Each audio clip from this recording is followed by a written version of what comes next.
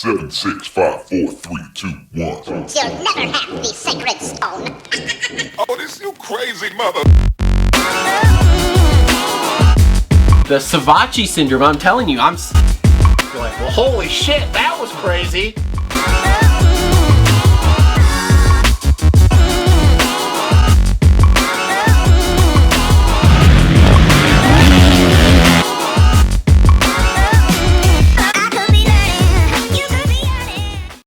What is up, everybody? Welcome to a special edition of the Moto Aftermath Show presented by TLR Coatings. Just got back from Redbud and burnt to a crisp, looked like a lobster, but we are here and had an awesome weekend. The racing was awesome, but we'll cover that in another show. What we're covering in this show, we got the opportunity to interview Ami Houde. Great person. She was super awesome, super nice to do this for us. And so we got to sit down with her for a few minutes, ask her a couple of questions, and basically we hung out with her, her and her crew most of the weekend, and just really awesome moto family. And if you do get a chance to meet her either at one of her monster truck shows or at one of the races or take one of her motocross camps, whatever, make sure you do it. Make sure to follow her on Instagram and all the other social media outlets. She's doing a ton of different stuff. And without any further ado, because I know you guys are really tired of looking at my ugly mug, let's get to this interview. Now, if you hear some noises in the background that sound like dirt bikes, it was because we were interviewing right in the middle of the pit area at Redbud on Sunday Amateur Day. So there was stuff going on around everywhere. And anyway, here's the interview. Thanks for watching. Enjoy. With my hands. What's up, guys? My name is Ami Houde. I'm a professional fun haver, dirt bike rider, and monster truck driver. And I currently drive Zombie in the 2019 Monster Jam Triple Threat Series. Alright, cool. And I'm a semi-washed up professional motocross racer. Alright, what was the first bike you had? My first bike I had was a PW50. I was 2 years old. Actually, okay, my first bike I ever had was a little mini electric quad from like Home Depot, and I used to just run into the neighbor's fence all the time. And then my dad finally got me a little PW with big old training wheels on it. What's one bike that you've never rode that you want to ride? One bike I've never rode, like Ken Roxon's bike. Never got a chance to ride his. I'd like to. So like a factory bike. A factory bike, yeah. No, I've had the privilege to ride a little bit of everything. My dad always makeshift and put bikes together in the garage. They're called like Franken bikes, and I rode everything from. I had a CR70 that was built out of a box, and you could only start it when the 5-second board would go up, or else it'd overheat. And then I have a CR500 that's bored out to like a 575 for the ice. So I got some pretty cool stuff. And I like the Franken bikes. I like riding a little bit of everything. It makes you a good technical rider. Well, you said you weren't good at the two-stroke. Oh, I suck at two-strokes. I tried to jump on that two-stroke bandwagon last year, like, long live two-strokes, and I suck at riding a two-stroke. I learned that I can't ride one to save my life.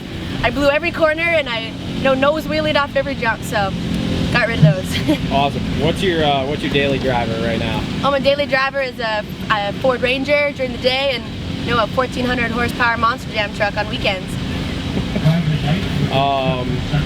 So you're from Canada. How much poutine do you eat in a week? I am from Canada.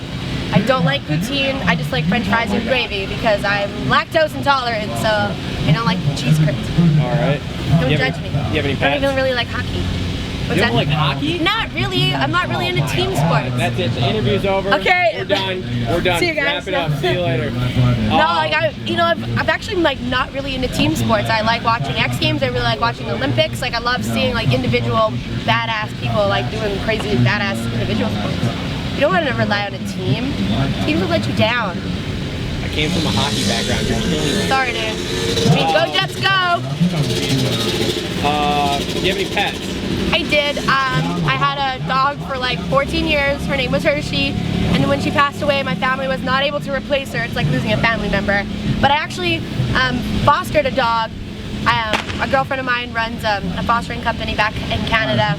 And she needed someone to go rescue this puppy from this reserve, this little tiny couple-week-old puppy, mange, like no fur, fleas. Man, me and that puppy, her name was Charlie, just bonded, and it was right before I started my first tour for Monster Jam.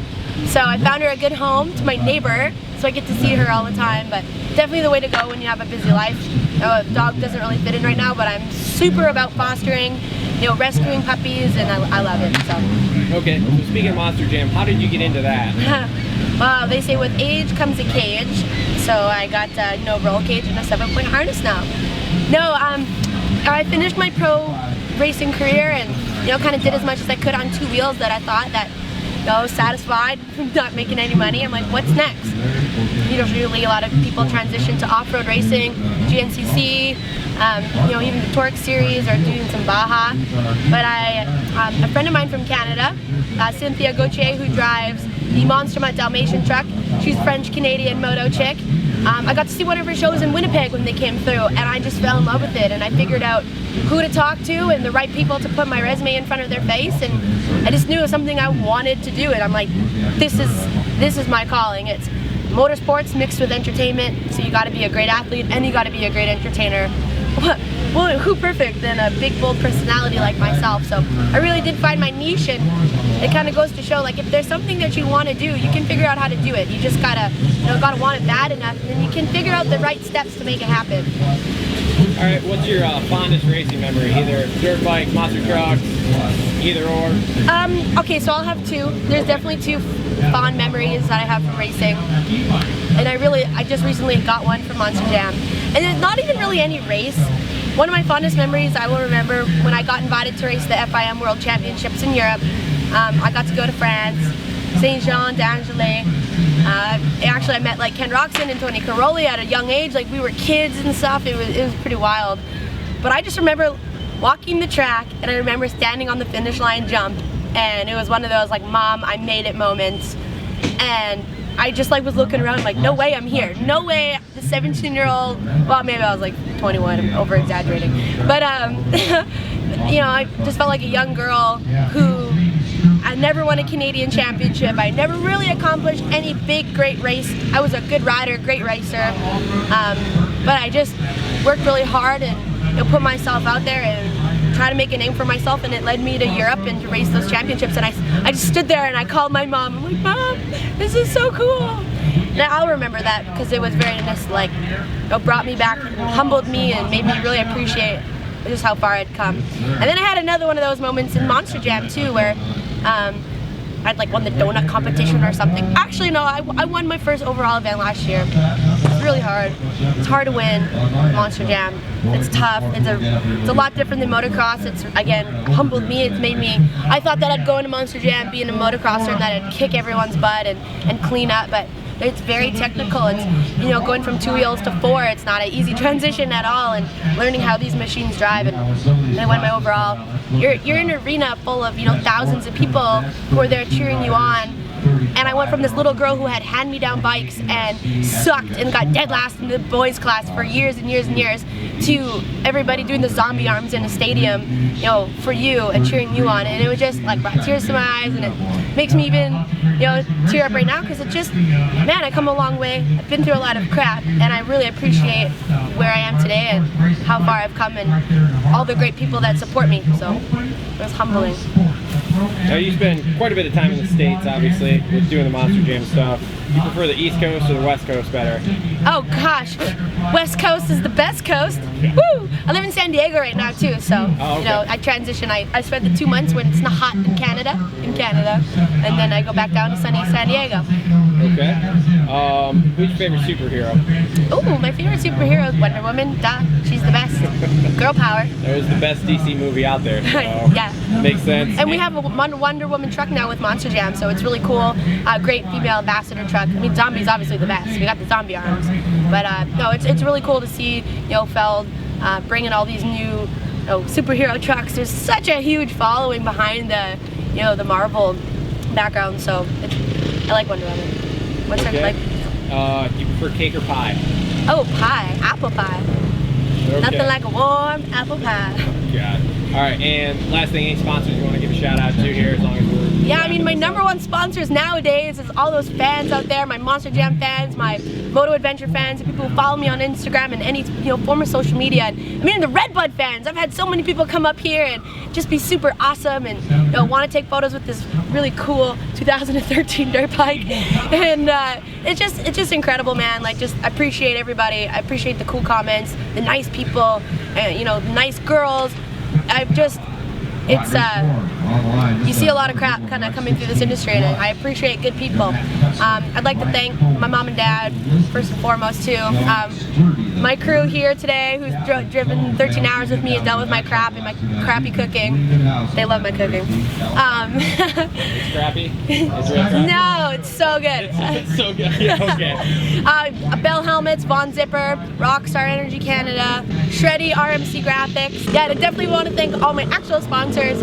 So yeah, big shout out to Bell Helmets, FXR, Rockstar Energy Canada, Shreddy, Von Zipper, RMC Graphics, The Wild Ones. That's my new up-and-coming podcast online on iHeartRadio. You guys got to tune in podcast 1. And then I have a whole brand new YouTube series coming out. I know everyone's wondering when the new Moto Adventures are coming.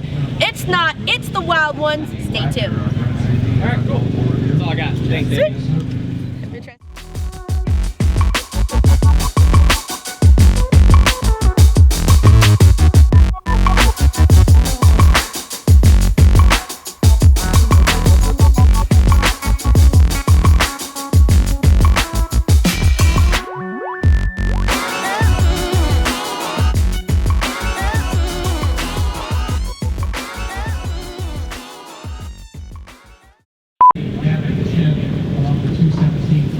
Cut that out, okay?